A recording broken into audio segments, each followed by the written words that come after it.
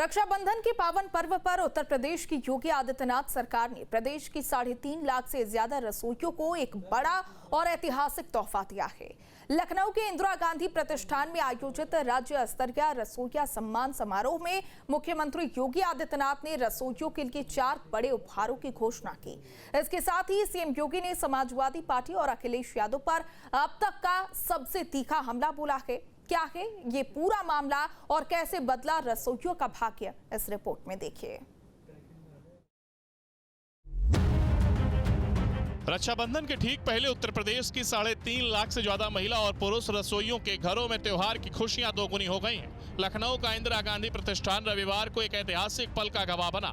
मुख्यमंत्री योगी आदित्यनाथ ने पीएम पोषण योजना के तहत काम करने वाले रसोइयों को 1-2 नहीं बल्कि पूरे 4 बड़े उपहार देकर उनका त्योहार हमेशा के लिए यादगार बना दिया है। सीएम योगी की सौगात। उपहार 1, मानदेय में 1000 रुपए की बढ़ोतरी, अब मिलेगा 3000 रुपए हर महीना। उपहार 2, 5 लाख रुपए तक का मुफ्त कैशलेस इलाज कार्ड। उपहार 3, महिला रसोइयों के लिए मातृत्व अवकाश की उम्र सीमा खत्म।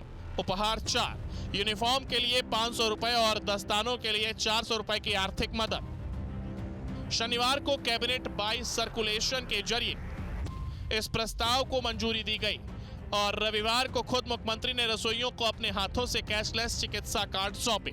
सीएम योगी ने याद दिलाया कि कैसे एक समय में इन रसोइयों को बेहद मामूली रकम मिलती थी, जिसे आज उनकी सरकार ने 3 गुना तक बढ़ा दिया है।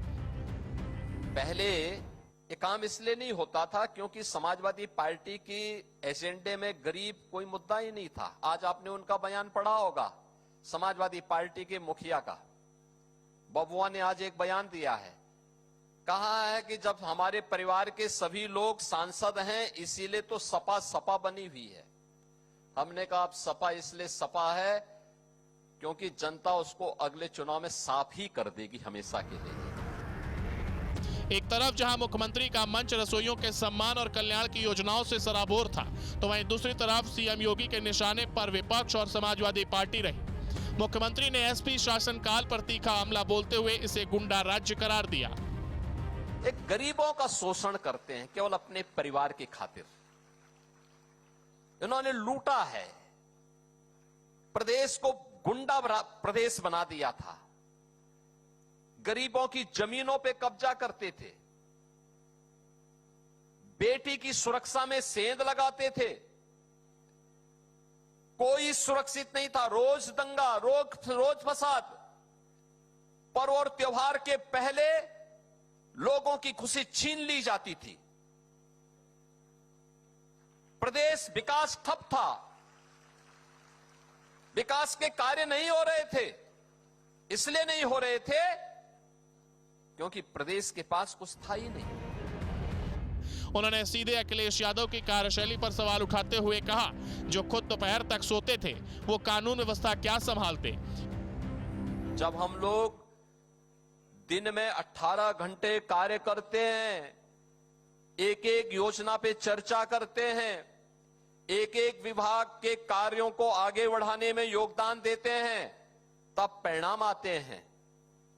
और जब बबुआ की तरह ही कोई 12 बजे सो के उठता, 2 बजे तक तैयार होता, 5 बजे जिम जाता और फिर 7 बजे वापस आकर के उनकी अपनी महफिल जम जाती, तो कहां प्रदेश के लिए समय है। पहले यही होता था। योगी सरकार के इस कदम से न सिर्फ रसोइयों की आर्थिक स्थिति मजबूत होगी, बल्कि 5 लाख रुपए के मुफ्त इलाज से उनके परिवारों को एक बड़ा सुरक्षा कवच भी मिलेगा। मंच से हुआ यह शंखनाद आने वाले समय में उत्तर प्रदेश की सियासत और जमीनी विकास की नई इबारत लिखने जा रहा है। आज आप देखते होंगे, कोई बेटी की सुरक्षा में सेंध लगाएगा, किसी बहन को छेड़ेगा, तो मान के चलिए कि यमराज के घर जाने का उसका रास्ता तय हो गया है। अब नहीं छेड़ सकता। एक सुरक्षा की गारंटी आधी आबादी को,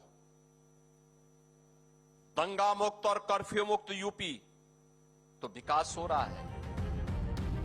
रक्षाबंधन के मौके पर उत्तर प्रदेश की योगी सरकार ने आधी आबादी और रसोइयों को साधने के लिए एक बड़ा दांव खेला है। 3,000 रुपए मानदेय और 5 लाख रुपए का स्वास्थ्य बीमा देकर सरकार ने साफ कर दिया है कि उसकी प्राथमिकता में समाज का अंतिम व्यक्ति सबसे ऊपर है। वहीं दूसरी तरफ कानून व्यवस्था और सुरक्षा के मुद्दे पर समाजवादी पार्टी को घेर कर मुख्यमंत्री ने आने वाले चुनावों का एजेंडा भी सेट कर दिया है। Team news stay.